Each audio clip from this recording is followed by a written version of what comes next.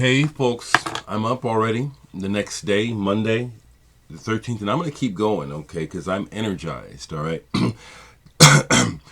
Just woke up, just drinking my first cup of coffee, so I'm a little nasal because I'm still waking up, but I'm excited, and I want to go ahead and talk because there's a lot going on, okay? And I do want to address Orlando, okay? But I just have too much good to talk about. That's where I want to start. I want to thank the folks that went ahead and spoke up to my addendum to yesterday, because every now and then communication will happen here and I will feel necessary to address things that I'm feeling and input that I'm getting. When I do it, it's because it's not just trolls. It's actual human beings, okay? And I, for one, want to be part of the solution. Just reducing people to trolls doesn't help. That's not where I'm coming from. These people are humans, you know, and as I say over and over in my videos, we're all individuals, see things individually, and there is no template standard that we go by. So when someone comes by and says things that as though they're judging me, you know, and it's like, well, okay, this is, you know, let me address this, because we just need to understand. I need to share my understanding of, you know, people interpreting from the outside a person's motives and actions. Bad shit happens all the time, and I ain't the one, you know. And, you know, so when enough of it happens, I got something to say, you know. And like I said in the video, I'm strongly perceiving through someone I know, almost like they're trying to change me or tell me what to do, and that ain't going, you know, no. And we've been, you know, we've been around the corner enough where it ought to be obvious by now. I'm who I am. You know, I'm not changing for you. You know, we don't change for others. We change because we want to, and I have no reason to change. I don't. Before I talk about Orlando and other mass bullshit, something else very ultra cool happened. Just ultra cool, okay? For me personally, all right? It's no big deal, but for me it's a big deal, okay? And I want to share it. Couple things, but I'm going to share the big one. To me, the big one now, which is yesterday while I'm at the Bar Olivers for the Sun Ambulance gig, I receive a friend request on Facebook.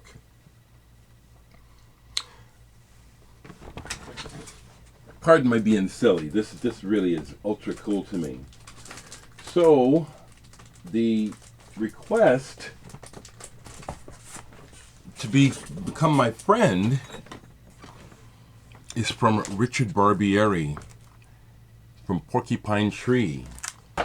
Richard Barbieri from the band Japan. Richard Barbieri from Steve Jansen and Richard Barbieri. Jansen Barbieri. Jansen Barbieri. Richard Jansen, Steve. The man is one of my favorite musicians. Let's go back to Japan. Do I have all this on vinyl? Yeah, right back here. Japan, I sure do. That means so much to me. And let me just share. Let me just show. I got a few Japan records so you can know, okay? This damn chair falls apart so easily. Just a second. The wheels on my chair fall apart. The wheels on my chair fall off. So, but Japan. A big part of the magic of this band from the very beginning has been the keyboard artistry and sonic invention of Richard Barbieri.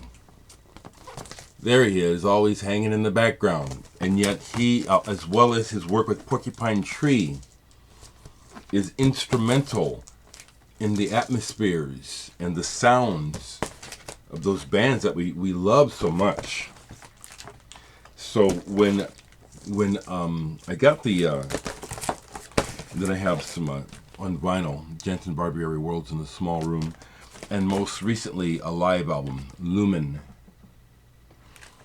So I was chuffed, as they say in England, when I got the request, and I waited to respond to it because I was at the bar. I waited to respond to it when I got home so I could write something, and just say, man, you don't know how tickled I am to receive a friend request from you. I love your work, and it has enriched my life, continues to enrich my entire life through the sounds that you create. You've inspired me. He's inspired stuff that I've recorded on some of my records. Not trying to sound like him, but trying to achieve what he achieves through sound, creating atmospheres that are dense, lush, intriguing, mystifying, and also at times comforting. So I get up this morning to kind of early because I'm curious about, response to the addendum, knowing that for some it can seem like there's some controversy. There is no controversy here. And I got a private message back from Richard. He's been watching my YouTube channel for years, and he said, I've been meaning to say something a long time ago, this just means the world to me. And I want to enthuse about it because it is my personal landscape that I'm coming to you from. I don't have to conform to anyone else's ideas of what correct standards are or what I should be saying or doing. I decide. And with that said, Richard Barbieri asking to be my friend on Facebook means way more to me than any sitting president of the United States getting in touch with me. It means way more to my personal world because it's my world that I'm living in, okay? Politicians, all of them, I'm not interested. That job is so fucked that these people, I wouldn't say I don't have respect for them. I have no admiration for them. Okay, I can respect them as human beings, but I've had close contact with a couple presidents and presidential nominations. Jimmy Carter for one, and then Jesse Jackson, that I can remember. And Richard Barbieri, thank you very much for asking to be my friend. It's like, that just means the world to me. I know you're just a human being. But musicians are some of the most potent magicians on this planet. And you are one of the top. And people that love good music of all sorts need to be checking out what you do, your history, and what you're up to now. And I'm curious what you're up to now.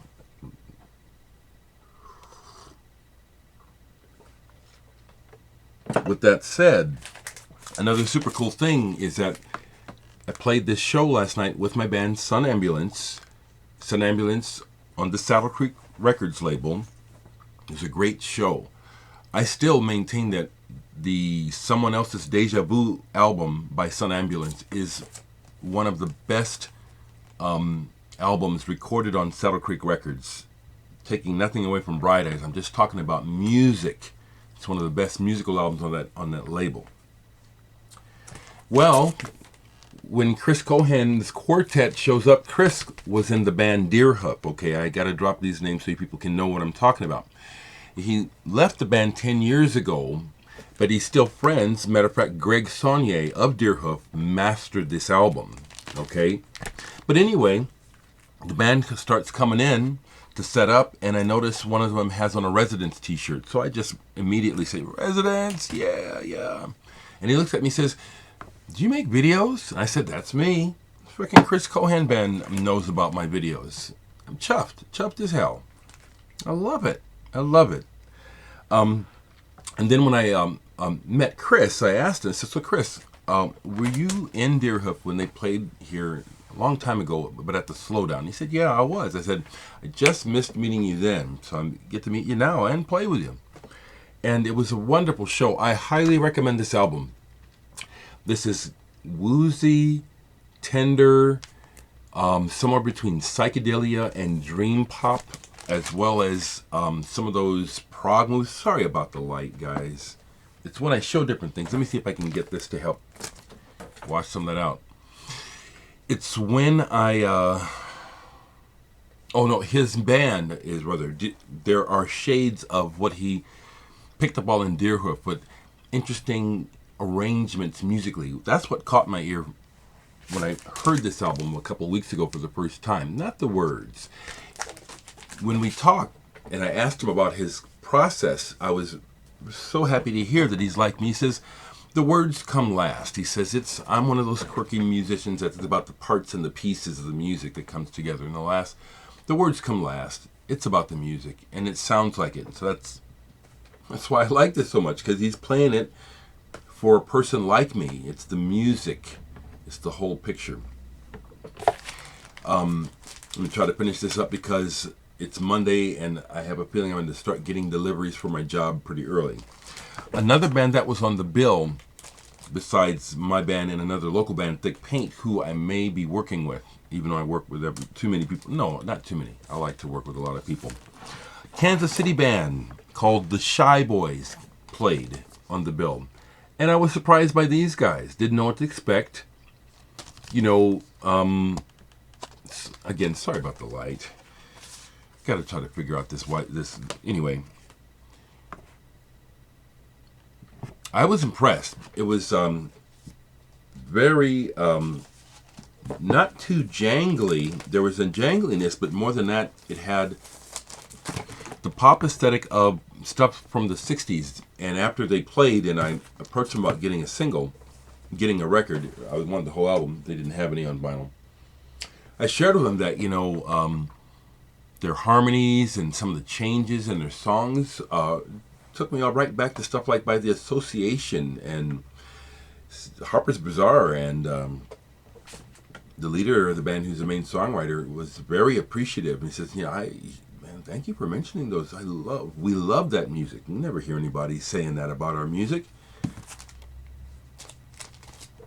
I could be such a bastard if I wanted to be, I know all this, I know that. No, that's not what it's about. This is about my love of music. And I basically know what I'm talking about from my point of reference. I ain't trying to say I'm some expert for everybody. If you can get something helpful from what I share here, that's good. But do you see my stance, okay? Different from a lot of people. It's like, sure I got an ego. Sure I like being recognized and loved and all that stuff, but I'm not above anybody. And I keep trying to tell you, I'm just telling it to you the way I see it. That's it, pure and simple. There's no right and wrong here. It's just me being Dereck. I love music. So just thank you, everyone. Richard, I know you are going to see this. Thank you so much. I'm going to put a link to the Shy Boys so they can see what I said about their record. I recommend it. They're on High Dive Records. Releaseways, this 2014 single release was on that label. I think their album is too. But I recommend Chris Cohen, his new album, and the band Shy Boys. And also, let me get my chair fell apart again. Also, if you know Somnambulance, you probably have their other albums. But this is the one that you need to get, the last one that we made on Saddle Creek Records. Someone Else's Deja Vu. This is one of the best albums on that list. This is just a very good album. It takes in a lot of styles. It's very ambitious. And the band, I only play on one track on the album. That's when I joined. And the band, Joe's song ideas are wonderful. And so the people he's working with, he pushes them, some beyond their abilities to realize his ideas. This album is really fantastic. Thank you, friends. Seriously, thank you so much. You honor me. Okay, now let me just say this about Orlando, because the world is freaking out about Orlando. And the main thing I gotta say about it is that, of course, it's just unconscionable the taking of human lives because of mad thinking. That's my main point I want to say. Because of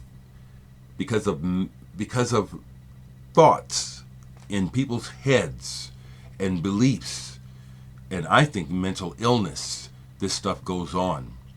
But the thing that I want to say is it's disgusting how corporate media, their whole take on this is for profit.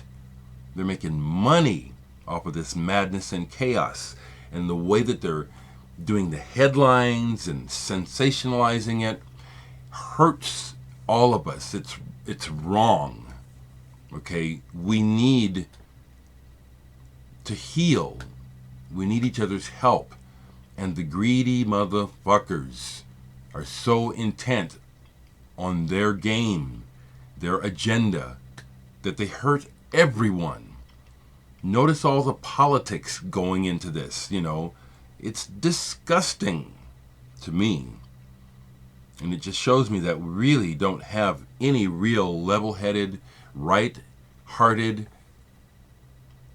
large individuals in positions of power or influence anywhere in this country, United States. Low down carpetbaggers profiting from misery. It's no consequence that this shooting, which happened in a gay club, happened on the weekend of people celebrating gay pride. I forget what it was. I got a message Saturday morning from Billy Crayoni about something about gay pride. He put a flag on my page. So there was something significant about being gay on Saturday. And sure enough, this happened. You know what I'm saying? And it just feeds right into the madness of the political agenda, and the religious madness and division. It's almost like, I'm very familiar with the Bible. I'm not a Christian anymore, and that's not necessary. There's good information in the Bible, though. You just got to understand how to read it. And where we're at is almost like it's of biblical proportion and nearing the madness of the Tower of Babel, where we have all this communication, all this technology, which allows us to be better in touch, and yet what's happening is that we're becoming more and more fragmented, more divided, it seems like it's even harder now for people to find ways to come together, because we have been politicized and manipulated into speaking someone's agenda that works against us. Just my personal view, but we all ought to be out in the street trying to shake each other's hand and say, I may not like the way your glasses look, and you might not smoke the same cigarettes as me, but we've got to stand together. When's the last time you heard someone say that old, very true axiom? United we stand, divided we fall. And you best believe we are falling. Come on, people. Let's spread some love. What about the next generation? How can people with children talk and act like they are? And that a lot of this stuff is happening with people who have children. What? Is this what you want them to do? Come on, people. Let's pull something together. Richard, thank you so much. You made my year.